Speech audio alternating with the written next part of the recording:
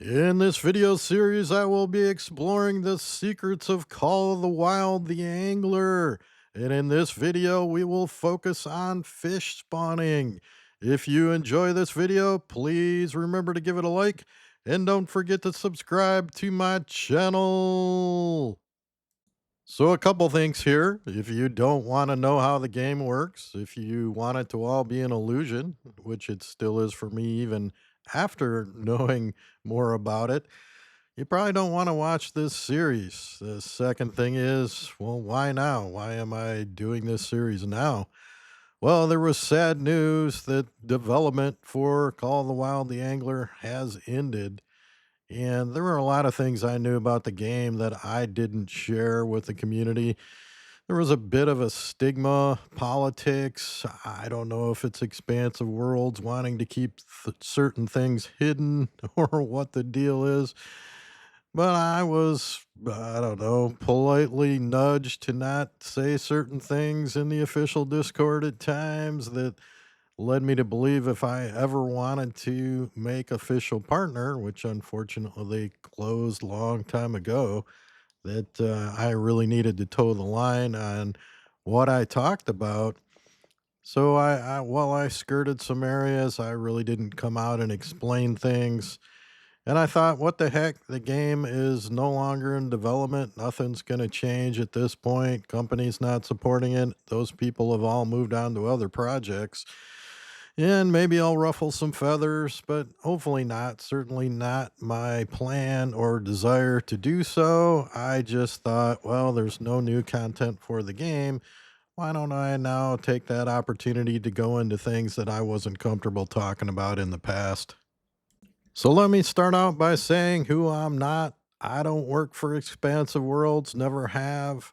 I'm not affiliated with them in any way, and I'm not a game developer. And everything I'm going to say in this series of videos is my opinion. I'll do the best I can to back it up with facts, but I know there are diehard folks out there who will dispute anything I say. It's become somewhat of a religion, I think, amongst the community as to how things work in this game. Now that you know who I'm not, let me talk about who I am. I did receive a bachelor's of science in computer science, and back then that was really all about programming. So I've written tons of programs in many different languages. I worked in technology for more than 40 years, so I have a pretty solid understanding of all the different aspects of what it takes to run and maintain a game, even down to the server farm, but what's behind the technology as well. And I have thousands of hours in the Angler relevant to this game. You can do the math here. You see, this is my main Xbox character, over 101 days played. Do the quick math, and that's about 2,500 hours. You can see in the middle top there, 50 of 50 achievements. I've done absolutely everything there is to do in the game. All achievements, all diamonds, level 200, maxed all gear, explored everything. And then that's just my main Xbox character. I also have two on PC as well. The main one being level 170, and that's what you see in most of my videos that I use to make the videos. I have diamonds of every species on all five maps on both of those characters.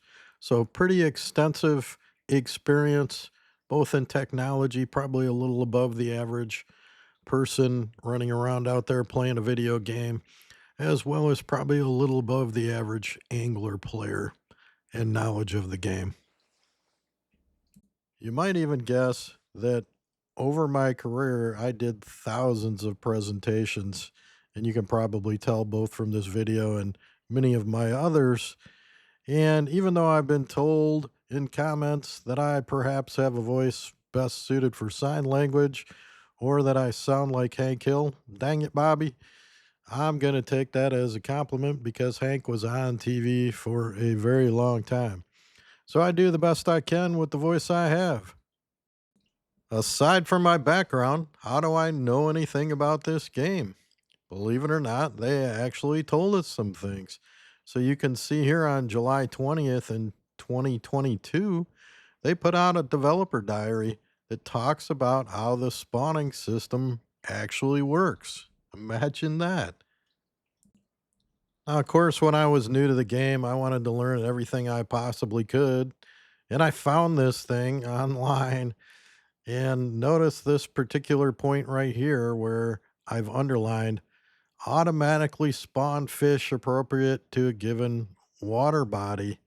So that tells me the fish aren't there before I get there.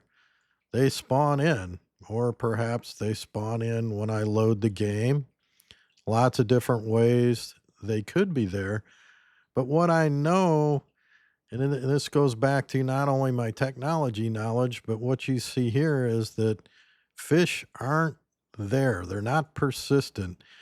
It would take an incredible database system to track all of your fish in every lake, in every map in this game, and keep that persistent so that the next time you spawn in, those fish are the same. Doesn't make any sense whatsoever from a technology standpoint to try to do that, and no game dev would do that.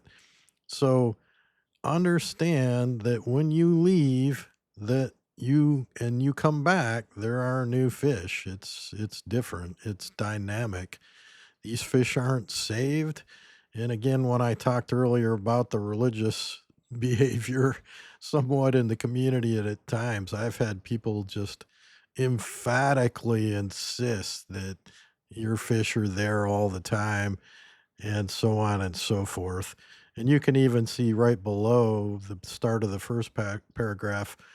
Now, when I say automated, he's talking about how it's automated and how this system works. Here you can see it even goes into greater detail. You can see the maps that they had. It's pretty fascinating to really get a peek and insight into the game. The colors, I think, indicate the environment or perhaps the temperature. And as you see, again, underlined, a better fit equals bigger fish, maybe even a diamond. I covered what Expansive Worlds put out there, and you can certainly read that in its entirety. It's still on their website. But you know what else? There was a peak bug in the game for a while. It was patched, but you could push a series of buttons after catching a fish and see what you see here, which I suspect was some kind of developer test mode. And what's interesting about this is there aren't very many fish. You can see a few environmental fish around the area and not a lot of fish like you might expect when you are looking for something. Well, first reaction might be, hey, Venom's a cheater. Sure, okay. As you can tell, not a lot of fish here. Doesn't really help you a whole lot for fishing. All I ever did was use this to look at the game and learn a little bit about how it works. Don't find it in any way helpful to cheat, really, because where's the fish? How is it really helping me catch the fish? So, what I started to realize was those fish really aren't there until I interact with the environment outside of some environmental fish. The fish I'm targeting, they just aren't there. So let me show you a clip of what happens when I put bait in the water. And later on, they added the chumming feature that really attracts them to the area. Now, that may be a little bit of semantics. Does it attract them to the area, or does the game then dynamically spawn them in based on your behavior? So let's take a look at how this works. I have my flashlight on. You can see it going off and on the boat. Let's look around in the water. I can't see any fish. Not surprising. Let me put out some chum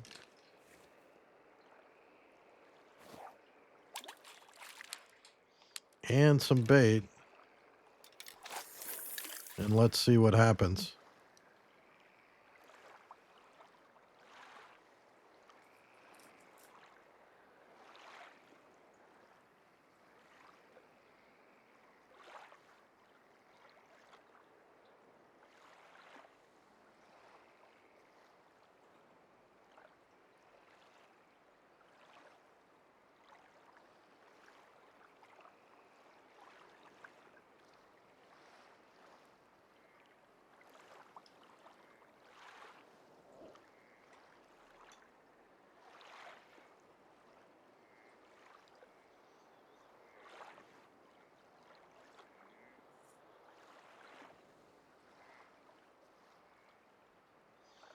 There you can see one. Look at the fish coming now.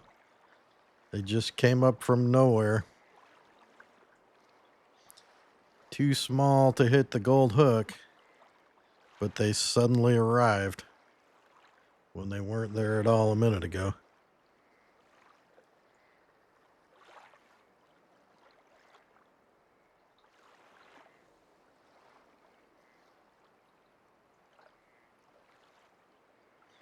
Gotta love the timing. They're awesome to watch at night. Also notice they tend to pull to the left of a bait ball like that. I'm just going to move my bait so we can see a little better. Of course, as soon as I say that, they stop being over to the left. Let's try over here. Yeah, and interesting that when I pulled my bait, they went back down.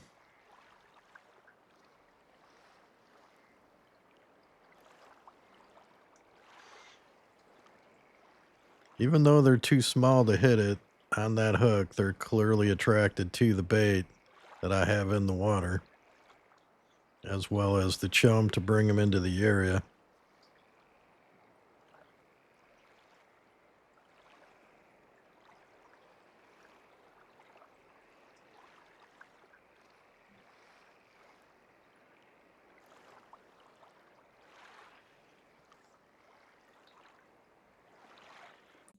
Why do you care? What conclusions do you draw from this? So the first one is absolutely stated by Expansive Worlds and accepted in the community.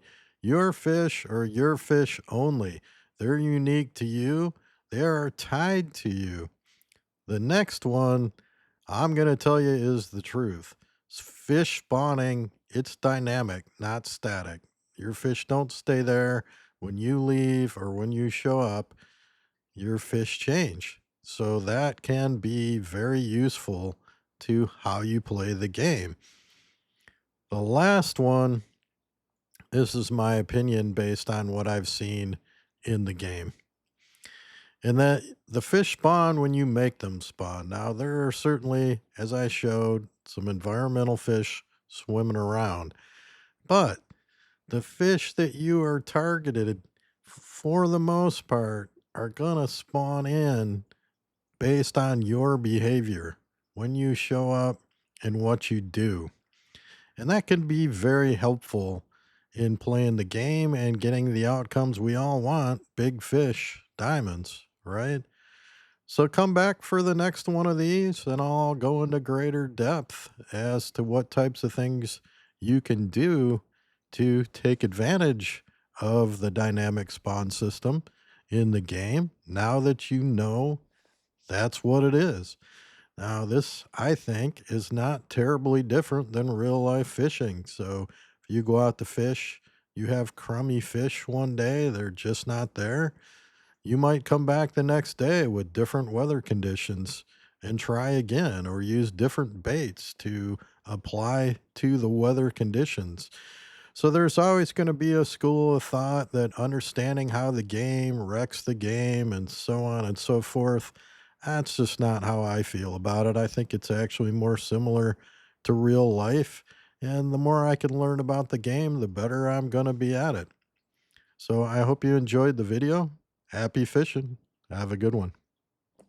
Please click on the logo bottom left to subscribe to my channel. Check out my other content and don't forget to hit the like button on the video.